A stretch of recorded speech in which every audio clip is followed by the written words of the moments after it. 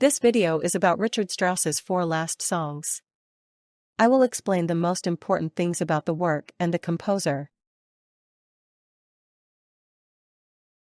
Richard Strauss was born in Munich in 1864 and showed an early interest in music. He studied music in Munich and Berlin and became one of the most famous composers of his time. His works are known for their strong emotions and brilliant orchestration.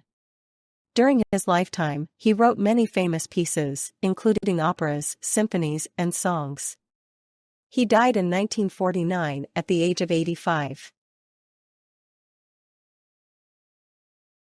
The four last songs were composed by Richard Strauss in 1948.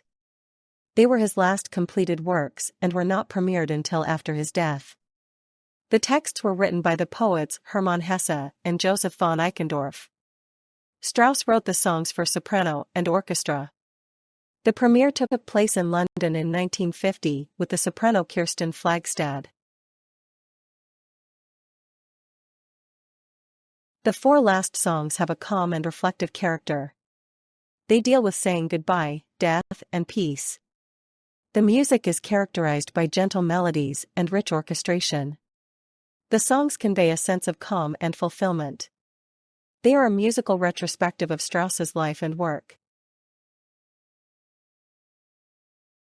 The first song, Frühling, Spring, is based on a text by Hermann Hesse. It describes the awakening of spring and the joy of nature in bloom. The music begins with a gentle melody in the strings and builds to a powerful climax. The soprano sings of the hope and happiness that spring brings. The song ends quietly and peacefully.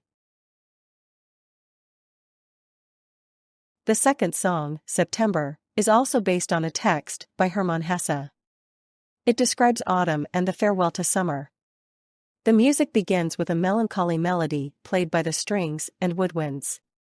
The soprano sings of withered leaves and fading roses. The song ends with a quiet fade-out that symbolizes autumn. The third song, Beim Schlafengehen, Going to Bed, is based on a text by Hermann Hesse. It describes the transition from day to night and the peace of sleep.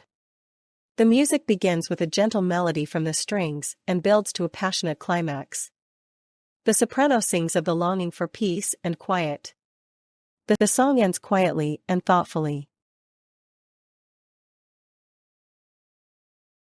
The fourth song, Im Abendrot, is based on a text by Joseph von Eichendorff.